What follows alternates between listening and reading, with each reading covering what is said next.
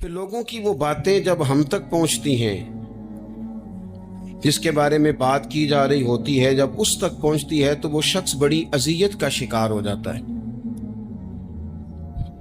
وہ ذہنی تکلیف میں بھی آتا ہے، کرب میں بھی مبتلا ہوتا ہے، اور بعض اوقات خدا معاف فرمائے تو بعض لوگوں میں مایوسی بھی پھیل جاتی ہے۔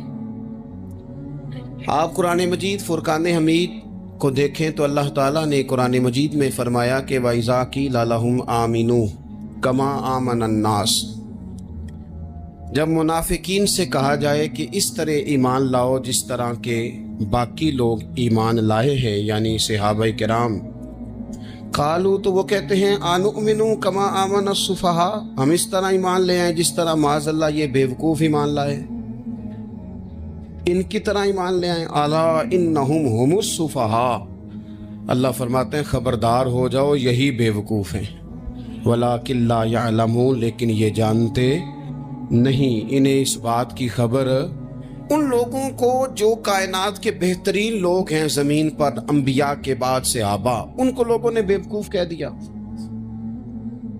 باتیں کر دی۔ آپ قرآن مجید دیکھیے سورہ قلم کے اندر اللہ تبارک و تعالی نے اس بات کا بھی جواب ارشاد فرمایا ہے، جب لوگوں نے کہا تھا کہ معاذ اللہ حضور تو مجنون ہے، تو اللہ نے فرمایا محبوب آپ رب کے فضل سے مجنون نہیں ہیں، بلکہ اللہ نے آپ کو خلق عظیم کا مالک بنایا ہے۔ وَإِنَّكَ لَعَلَىٰ خُلُقٍ عَظِيمٍ، لوگ بات کرتے ہیں اور کر جاتے ہیں، اور شوق رکھتے ہیں تبصرہ کرنے کا۔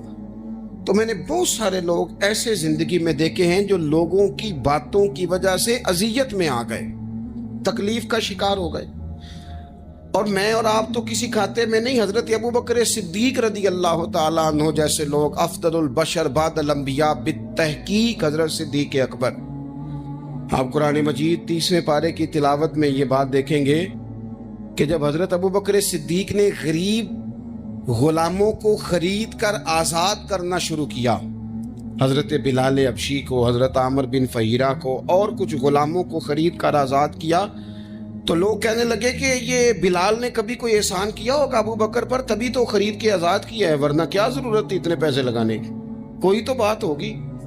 اللہ تعالیٰ نے اس کا بھی قرآن مجید میں اعلان فرمایا ابو بکر نے جو کیا ہے رب کی رضا کے لیے کیا ہے۔ تو گفتگو کرنا، بات کرنا، لوگوں کا اتنا یہ خطرناک مزاج ہے، ایک جملہ کہہ کے لوگ سائڈ پہ ہو جاتے ہیں، بندہ بیچارہ ساری رات تڑپتا رہتا ہے، ایک فکرے کا تبصرہ کر کے لوگ کونے میں چھپ جاتے ہیں، اور کسی آدمی کے لیے وہ اسے سولی پہ لٹکا جاتے ہیں، اپنی زبان کے تیروں سے لوگ پریشان کرتے ہیں۔ پہلے تو اللہ سے یہ معافی مانگیں کہ رب اس جرم سے ہمیں محفوظ فرمائے۔ اور اب تو لوگوں کی زبانیں اتنی لمبی ہو گئی کہ وہ صحابہ تک چلی گئی ہیں، اہل بیت نبوت تک چلی گئی ہیں۔ تبصروں کے شوق میں لوگوں نے یہ دیکھا ہی نہیں کہ میری حیثیت کیا ہے اور میں بات کس کی کر رہا ہوں، میری اوقات کیا ہے اور میں تبصرہ کس پہ کر رہا ہوں۔ بے باک ہونا اور بات ہے، اور بدتمیز ہونا، ان دونوں میں فرق ہوتا ہے۔ تو میرے عزیز، ایک تو اس سے پرہیز کریں، اور کہیں گے اب ہوتا کیا ہے، ہم اس کا نفسیاتی اثر لیتے ہیں، ہم اس کا اثر لیتے ہیں۔ میں اکثر کہتا ہوں سارے لوگ ہی کانوں کے کچے ہوتے ہیں، کچھ تھوڑے زیادہ ہوتے ہیں، کچھ تھوڑے کم ہوتے ہیں، اور بعض لوگ کہتے ہیں اتنے لوگ فلانے بندے کی بات مانتے ہیں۔ تو میں نے کہا دنیا میں تو آج بھی کافر زیادہ ہیں، کافر زیادہ ہیں، شیطان کے پیروکار آج بھی، تو زیادہ ہونا کوئی آپ کی دلیل ہے ہمیشہ؟ یہ کیا بات ہوئی کہ فلانے کی اتنے لوگ بات مانتے ہیں؟ یہاں تو میں نے یہ دیکھا ہے اس معاشرے میں کہ جھوٹے سے جھوٹا آدمی، اس کے بھی فالوور ہوتے ہیں، دغے باز سے دغے باز بندہ، اس کے بھی گویوں کے فالوور، اداکاروں کے فالوور، فلانے کے فالوور۔ اس کا یہ تو بھئی انسان کا مزاج ہے، ہر بندہ کانوں کا کچا ہے، کوئی تھوڑا زیادہ کچا ہے، کوئی تھوڑا کم کچا ہے، تو باتیں تو ہوگی، لوگ منہ میں زبان رکھتے ہیں تو گفتگو تو کریں گے۔ اب یہ اثر لینے والے پہ ہے کہ وہ اس کا اثر کس طرح کا لیتا ہے۔ ہمارے ہاں بڑے بڑے سمجھدار لوگ نفسیاتی ہو جاتے ہیں، بڑی بڑی سمجھدار خواتین نفسیاتی ہو جاتی ہیں، میری ساس باتیں کرتی ہے، میری نند باتیں کرتی ہے، مجھے فلانا باتیں کرتا ہے، مجھے فلانا بھائی باتیں جس کے منہ میں زبان ہے اس نے بات تو کرنی ہے. اب آپ نے کیوں یہ دعویٰ کر لیا ہے کہ آپ اتنے اونچے چلے جائیں کہ آپ کو بات ہی کوئی نہ کرے؟ کیا حرج ہے اس میں؟ اگر کوئی آپ کو بات کر دے تو کیا ہے، ہم کسی نے کر لی تو پھر کیا ہوا؟ اس کا اتنا اثر قبول کرنا کہ ساری رات سونا ہی نہ، پریشان ہو جانا. اور بعض لوگ ایسے ہیں جنہیں اتنی باتیں نہیں ہوتی جتنی انہیں ٹینشن ہوتی ہے. یعنی وہ دو بندے کونے میں کھڑے ہیں تو میری ہی بات کر رہے ہیں. او بھائی وہ اتنا اہم نہیں ہے، انہیں کوئی اور کام بھی ہو سکتا ہے، تیری بات ہی انہوں نے کرنی. بلا وجہ لوگ سمجھتے ہیں کہ میں بڑا اہم آدمی ہوں، وہاں بھی مجھ پہ تبصرہ ہو رہا ہے، یہاں بھی ہو رہا ہے. اس پہلو سے باہر آئیں، اس کمپلیکس سے نکل آئیں. ابن حزم کہتے ہیں کہ مصر میں ایک تاجر بڑا کامیاب ہو گیا تھا، بڑا کامیاب تاجر ہو گیا. تو زندگی میں جتنے لوگ بھی کامیاب ہوتے ہیں ان سے حسد ہوتا ہے. اس سے بھی اس کے ارد گرد کے لوگوں نے حسد شروع کیا. اب تاجروں نے پلاننگ کی کہ اسے خراب کیسے کرنا ہے.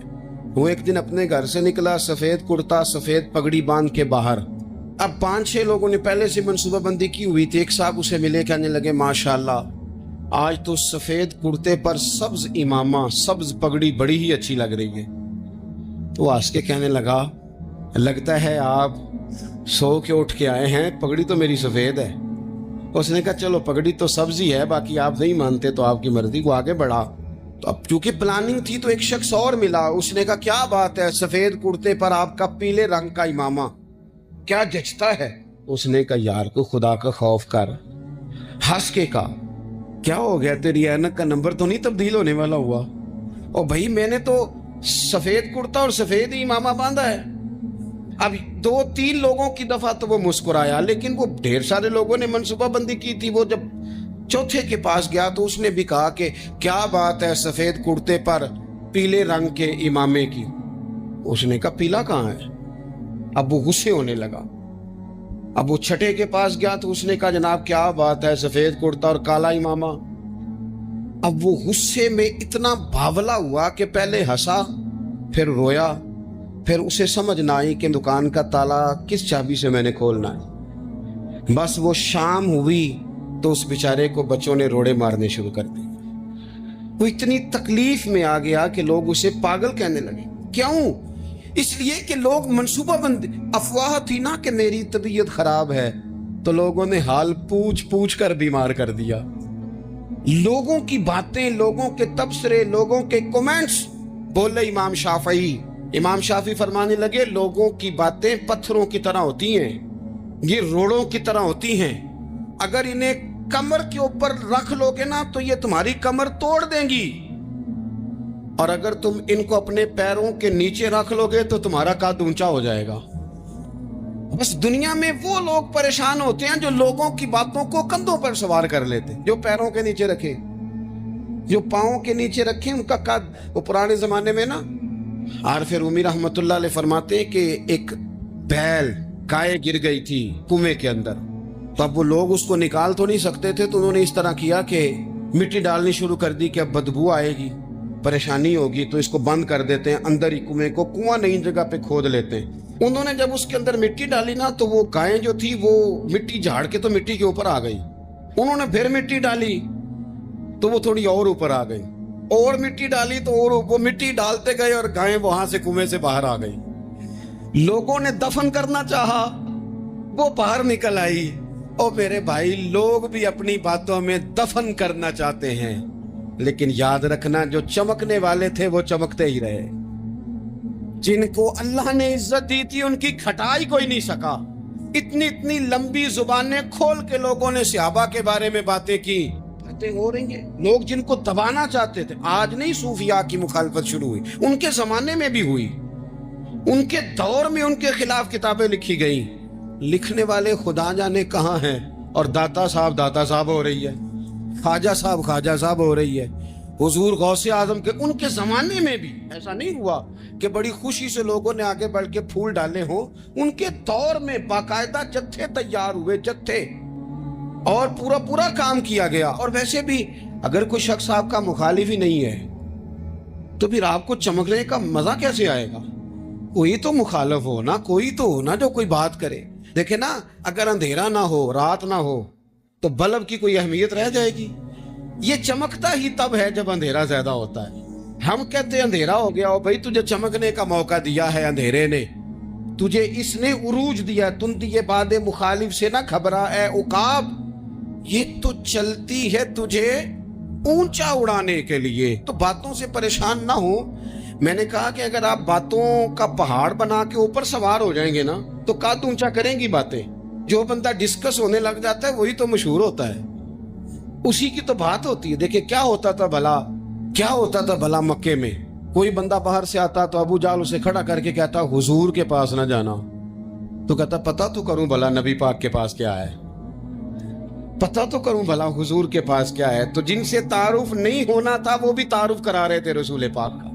تو اس لیے باتوں سے گھبرا جانا، ہاں ایک بات ہمیں کتاب و سنت میں ملتی ہے، اس پر ضرور غور کریں، تہمت والی جگہ سے بچیں، تہمت کا موقع نہ دیں۔ مطلب بلا وجہ ہی اپنے لیے بحث کا دروازہ کھولنا یہ درست نہیں ہے۔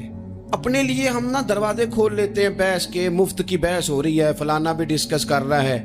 کچھ چیزیں ایسی ہوتی ہیں جو سب کی سمجھ کی نہیں ہوتی، وہ سب کے سامنے ڈسکس کرنا ضروری نہیں ہوتا۔ حضرت سیدنا ابو ہریرہ رضی اللہ تعالیٰ عنہ فرمایا کرتے تھے، مجھے نبی پاک علیہ السلام نے علم کی 2 تھیلیاں دی ہیں، میں نے ایک کھولی ہے تمہارے سامنے، ایک کھولی ہے، دوسری نہیں کھولوں گا، اس لیے کہ ہر بندے کی بات اس کے ظرف کے مطابق کرنی چاہیے، تو موقع نہ دیں۔ نبی پاک صلی اللہ علیہ وسلم نے فرمایا اس بندے نے اپنی، یہ بخاری میں موجود ہے، فرمایا اس نے اپنی عزت اور اپنی جان کو محفوظ کر لیا جو فتنے والی جگہ سے بچ گیا۔ جہاں تہمت لگ سکتی ہے اس جگہ سے بچیں، جان بوجھ کے لوگوں کو موقع نہ دیں باتیں کرنے کا، جان بوجھ کے موقع نہ دیں۔ جامع ترمذی کے اندر حدیث موجود ہے، حضرت سیدنا عمر فاروق رضی اللہ تعالیٰ عنہ نے ایک موقع پر اجازت مانگی تھی نبی پاک صلی اللہ علیہ وسلم سے، عرض کیا یا رسول اللہ صلی اللہ علیہ وسلم مجھے آپ اجازت دے دیں، میں عبداللہ بن ابی سلول کی گردن اڑا دوں، یہ منافق بار بار آڑے آتا ہے، بار بار تکلیف دیتا ہے، آپ مجھے اجازت دیں میں اسے قتل کر دوں۔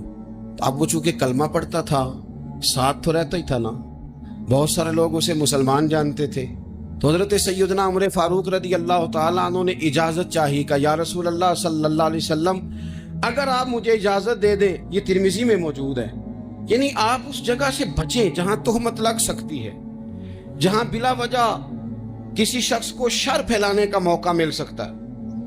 یا رسول اللہ مجھے اجازت دے میں عبداللہ بن ابی سلول کی گردن اڑا دوں، تو نبی پاک صلی اللہ علیہ وسلم نے فرمایا کہ عمر اگر میں تمہیں ایسا کرنے کی اجازت دوں گا تو لوگ کہیں گے کہ اب اپنے قریبیوں کو انہوں نے مروانا شروع کر دیا ہے، ساتھ والوں کو ہی مروانا شروع، لوگ تو اسے مسلمان سمجھتے ہیں۔ تہمت والی جگہ سے، بلکہ بخاری شریف میں اسی طرز کا ایک اور پیغام بھی ہمارے لیے موجود ہے۔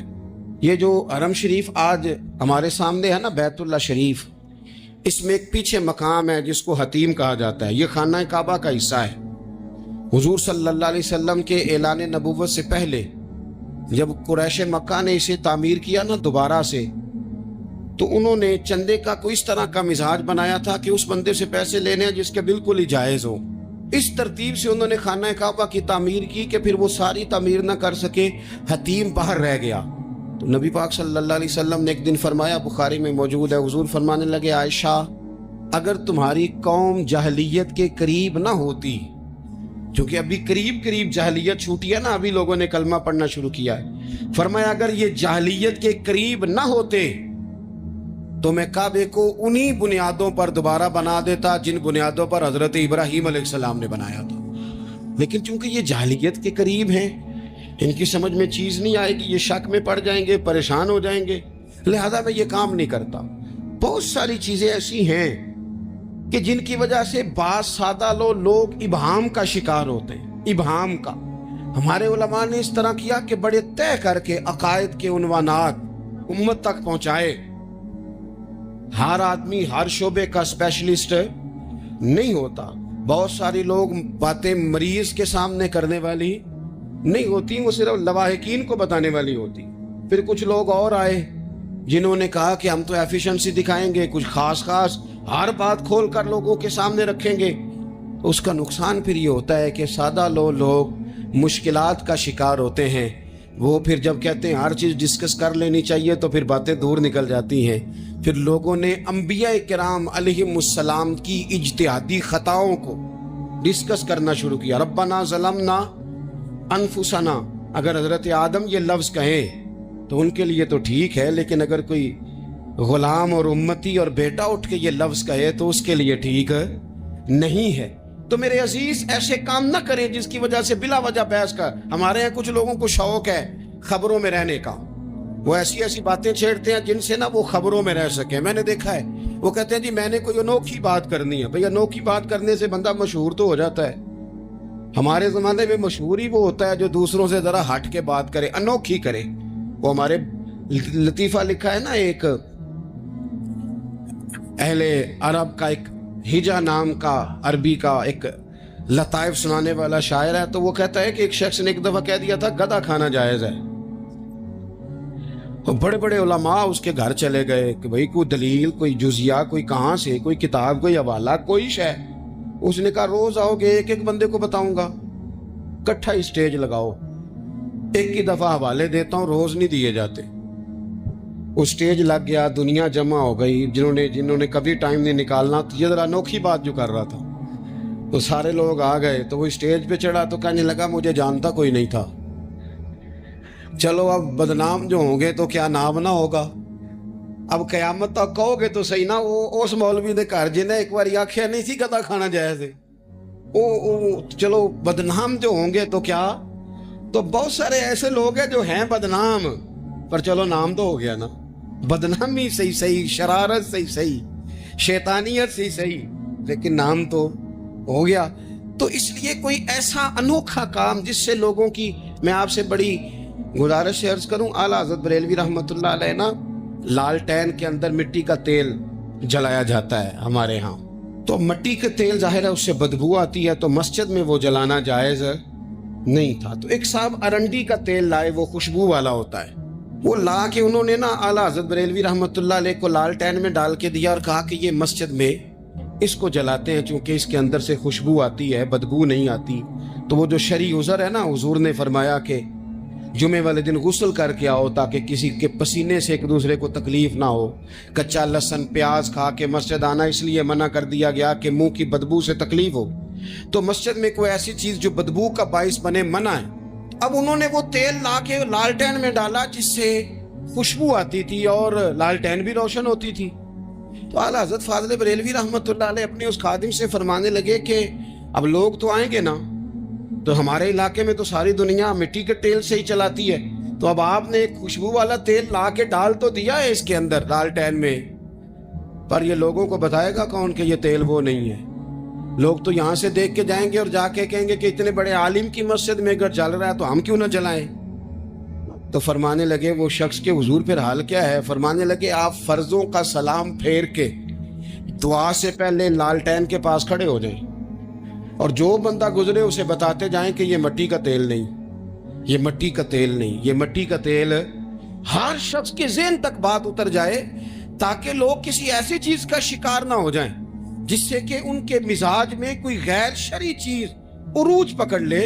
تو میرے عزیز ہم نہ کچھ بدگمانیاں لوگوں کے اندر لوگ ڈالتے ہیں. ہمارے ہاں بالخصوص پاکستان میں جب سے سیاسی فرقہ واریت شروع ہوئی ہے، سیاسی، ہماری قوم کا مزاج اتنی بری طرح خراب کیا گیا ہے. ہمارے نوجوان بچے جو بڑے سنجیدہ پڑھے لکھے، ان کی گفتگو اپنے سیاسی مخالف کے بارے میں اتنی لوز کر دی گئی ہے، اتنی کمزور کر دی گئی، اتنی خوفناک کر دی گئی ہے کہ اس طرح تو کبھی نہیں ہوا تھا. یہ مزاج جو لوگوں کو دیا جا رہا ہے، قومیں اپنے اخلاق کے طور پر زندہ رہتی ہیں. بد اخلاقیاں کبھی بھی انسانوں کو اونچا کر سکتی، پیچھے رہ جاتے ہیں لوگ. تہذیب کسی سوسائٹی کا حسن ہوتا ہے، اور اگر ایک سیاسی مخالف کے لیے آپ کا یہ والا مزاج بن جائے، اپنے سیاسی قد کو اونچا کرنے کے لیے آپ ان چیزوں کا سہارا لیں، یہ درست نہیں ہے. اخلاقی رویے میں کہوں گا کسی بھی سیاسی جماعت سے وابستگی ہے وہ 100% رکھے جو اس کی سمجھ میں آتی ہے، لیکن اپنے اخلاقی مزاج کو کبھی کمزور نہ ہونے دے، اخلاقی رویہ کبھی کمزور نہ ہونے دے. یہ کیسے ہو سکتا ہے؟ دیکھیں ابو جہل، ابو لہب، عتبہ، عتیبہ، شیبہ، وہ وہی باتیں کر سکتے تھے جو ان کے مزاج کی تھیں، جو آج تک لوگ کسی بھی دیندار کے بارے میں کرتے ہیں. تو انہوں نے وہی باتیں آ کے کی تھی جناب ابو طالب کے ساتھ. انہوں نے کہا تھا کہ اگر معاذ اللہ ان کو دولت چاہیے تو ہم دیتے ہیں. بڑے سے بڑے مخلص آدمی پر آج لوگ دعویٰ نہیں کرتے کہ دولت کے لیے لگا ہوا ہے. انہوں نے کہا دولت چاہیے تو دیتے ہیں, اگر کسی خاتون سے نکاح کرنا چاہتے ہیں تو کرا دیتے ہیں, سرداری چاہیے تو دے دیتے ہیں. اب یہ سوچ ہی اتنی ہے, اس سے آگے جاتی نہیں. وہ معاذ اللہ حضور کے بارے میں اور بھی باتیں کرتے, یہ شاعر ہیں, یہ جادوگر ہیں, یہ فلاں ہیں. لیکن میرے نبی پاک علیہ الصلوۃ والسلام نے کبھی بھی ان کی ذاتی زندگی کو ڈسکس نہیں کیا, کبھی نہیں کیا. ابو جہل شراب پیتا تھا, لیکن حضور نے کبھی سوسائٹی میں یہ بات لوگوں کے سامنے بیان نہیں کی. وہ لوگوں کے پیسے دبا لیتا تھا, کئی جگہوں پہ حضور نے پیسے نکلوا کے دیے, لیکن جگہ جگہ گلی گلی کھڑے ہو کے حضور نے یہ نہیں فرمایا کہ یہ اس طرح کا ہے. آپ اپنے مخالفین کے بارے میں ضرور کلیم کریں, ثبوت کے ساتھ ضرور بات کریں, یہ ضروری ہے, لیکن آپ کا رویہ اتنا گھرا ہوا نہیں ہونا چاہیے کہ لوگ سمجھیں کہ یہ قوم تو اخلاق سے ہٹ گئی ہے. آپ اختلاف کریں, لیکن اختلاف کے بھی آداب ہوتے ہیں. اس ادب کے دائرے کے اندر رہ کے صحابہ کے بیچ بھی رائے کا اختلاف ہو جاتا تھا, ہو جاتا ہے, ہو جایا کرتا ہے. حضور اس اختلاف کو قبول کرتے, بھئی ہو جاتا ہے رائے کا اختلاف اپنوں میں, لیکن اس کے اندر انسان توہین پہ اتر آئے, اس کا لہجہ اس طرح کا ہو جائے جس طرح کی بازاری گفتگو کی جاتی ہے, تو محسوس ہوتا ہے کہ یہ تربیت کا فقدان ہے. یہ لہجے باوقار لوگوں کے نہیں ہوا کرتے. لہجے کو کبھی برا نہ ہونے دیں, انداز کو. لوگ آپ کو چھیڑیں گے, اپنی جگہ پہ کھینچ کے لانے کی کوشش کریں گے, بڑا کچھ لوگ کریں گے, لیکن آپ اپنی جگہ سے آپ تبدیل نہیں ہوں گے. آپ کہیں گے یار میرا ایک معیار ہے, میری ایک حیثیت ہے, میں اپنی حیثیت چھوڑ سکتا, میں اپنی حیثیت نہیں چھوڑ سکتا. ہر بندے کو آپ ڈسکس کریں گے. تو تہمت والی جگہ سے ضرور بچیں, بدگمانی سے ضرور بچیں, لیکن ہر شخص کو اس کے معیار کے مطابق اتر کا جواب دینا یہ باوقار لوگوں کا سٹیٹس نہیں ہوتا. وہ کہتے ہیں جا بات کر, جا کے تو کون ہوتا ہے, تیری بات کرے اب ہم ہر شخص کے منہ لگیں, یہ کیسے ہو سکتا ہے. نبی پاک صلی اللہ علیہ وسلم گزر رہے تھے, صحیح بخاری میں موجود ہے, آپ کی اہلیہ حضرت صفیہ رضی اللہ تعالیٰ عنہ آپ کے ساتھ تھی. رات کا وقت تھا, حضور گزر رہے تھے, تو صحابہ کچھ کھڑے تھے, تو حضور نے ایک کو بلا کے کہا کہ یہ میری بیوی ہے, صفیہ ہے. عرض کرنے لگے حضور مجھے میری ماں روئے, میں کوئی آپ کے بارے میں بدگمانی کرتا. تو حضور نے جواب میں کیا کہا, محبوب فرمانے لگے جس طرح رگوں میں خون گردش کرتا ہے نا, شیطان بھی اسی طرح ہی گردش کرتا ہے. گویا حضور بتا رہے ہیں کسی وقت بھی بدگمانی پیدا کر دیتا. میں تمہیں بتا رہا ہوں کہ اپنی اہلیہ کے ساتھ جا رہا ہوں, میری بیوی ہے. کوشش کریں کہ آپ اس جگہ سے بچیں جہاں باتیں ہو رہی ہوں. اور اس پہلو پہ تیسری گزارش اس عنوان پر یہ ہے کہ اگر کسی کے بارے میں باتیں ہو رہی ہوں تو فٹافٹ اس کا حصہ بننے کی کوشش نہ کریں, بلکہ آپ کے پاس جب تک کوئی شرعی ثبوت نہیں ہے تب تک آپ اس بات کا حصہ نہ بنیں.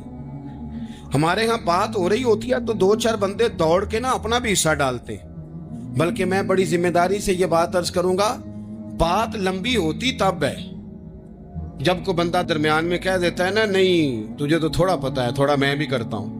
وہ کئی دفعہ وعدہ معاف گواہ بن جاتا ہے, جا کے دوسروں کو خبر کرتا ہے اس نے یہ کہا ہے.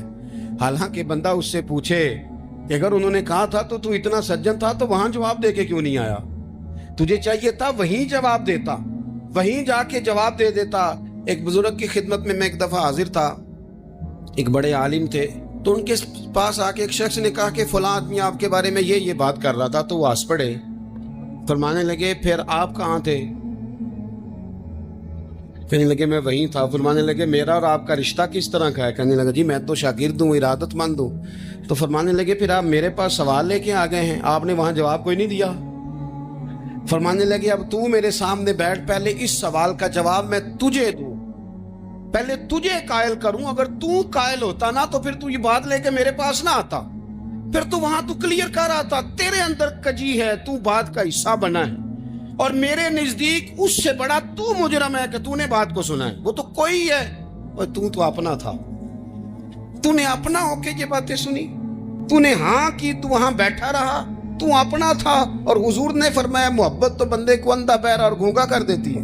جو کسے داشق ہوئے ہوتے گل اسے دی کردا ہے, 100 مکر بہانے کر کے او دے ہی مرنے مردا ہے. تو نے سن کیسے لی, تیرے کانوں نے گوارا کیا؟ پہلے تو مطمئن ہو نا. تو اگر مطمئن ہوتا تو بات آگے وہیں جواب دے کے آتا. جب تو ہی غیر مطمئن ہے تو میں کسی اور کو کیا جواب دوں؟ تو مدد کریں اپنے بھائی کی اس معاملے میں کہ اگر آپ کلیئر ہیں تو پھر آپ اسے وہی کلیئر کریں، کہیں یار میری بات سن، یہاں تک تو بات ٹھیک ہے، اس بات کا میں گواہ ہوں، یہ ہو سکتی نہیں۔ اور نبی پاک کا یہ طریقہ ہے، مسند امام احمد بن حنبل میں حدیث موجود ہے، حضرت عبداللہ ابن مسعود رضی اللہ تعالیٰ عنہ، کمال آدمی حضرت عبداللہ ابن مسعود، حضور نے فرمایا عبداللہ ابن مسعود سے قرآن سیکھا کرو، یہ اسی طرح پڑھتے ہیں جس طرح میرے اوپر نازل ہوا تھا۔ حضرت عبداللہ ابن مسعود کو نبی پاک علیہ السلام نے فرمایا درخت پہ چڑھ کے ذرا میرے لیے مسواک تو اتار دو۔ حضرت عبداللہ ابن مسعود کی پنڈلیاں پتلی پتلی تھی، ٹانگیں پتلی تھی، وہ درخت پہ چڑھے، ہوا چلی تو کپڑا تھوڑا ہٹ گیا تو بعض لوگ ان کی پتلی پنڈلیوں کا مذاق اڑانے لگے، معاذ اللہ، دیکھو کیسی باریک باریک پنڈلیاں ہیں، کیا انداز ہے۔ اب حضور بیٹھے ہیں نا، تو انہوں نے جو بات کی تھی وہ بات بھی درست تھی، پنڈلیاں واقعی پتلی تھی، اور کوئی بھی اس انداز میں دیکھتا تو شاید مسکراتا۔ جب انہوں نے کہا نا دیکھو پتلی پنڈلیاں، تو حضور نے ہمارے لیے طریقہ کیا چھوڑا، ہمارے لیے سیرت کیا چھوڑی۔ حضور سید عالم فوراً ارشاد فرمانے لگے، نبی پاک فرمانے لگے چپ کرو، تم میرے عبداللہ کی پنڈلیوں کو پتلا پتلا کہہ رہے ہو نا، قیامت کے دن جب میزان لگے گا اور ان پنڈلیوں کا تمہیں وزن پتا چلے گا، پھر پتا چلے گا میرے عبداللہ کی شان کیا ہے۔ یہ بڑی وزنی پنڈلیاں ہوں گی، جب ان کا میزان پر وزن تلے تو آپ دفاع کریں۔ نبی پاک صلی اللہ علیہ وسلم نے فرمایا اگر کسی جگہ تیرے بھائی کی عزت پر حملہ ہو رہا تھا اور تو بچانے پر قادر تھا اور تو نے اس کی عزت سے اس شر کو روک دیا، کہا نہیں یار ایسی بات نہیں ہے، تم غلط کہہ رہے، فرمایا اگر تم کسی کی عزت کا دفاع کرو گے تو فرمایا جہاں تمہاری عزت خراب کی جا رہی ہوگی رب وہاں تمہاری عزت کا دفاع فرمائے گا، اللہ تمہاری عزت کا محافظ بن جائے گا۔ لیکن ہم کیا کرتے ہیں، ہم لوگ باتیں کر رہے ہوتے ہیں تو ہم ان باتوں میں ایک بات اور شامل کرتے ہیں، ہم ان باتوں میں ایک بات اور شامل کر لیتے ہیں اور انداز اختیار کر لیتے ہیں، اور جو آپ کے حق میں ہے اس نے مخالف نہیں ہونا، اور جو مخالف ہے اس نے کبھی حق میں چھوڑیں۔ آپ کس کو قائل کر رہے ہیں، جس کی سمجھ میں آتی ہے وہ قبول کرے، نہیں آتی تو دروازہ کھلا ہے، کہیں اور تشریف لے جائے۔ ہمارا یہ مزاج بن گیا کہ بلا وجہ کی وضاحتیں بھی بندے کو کمزور کرتی،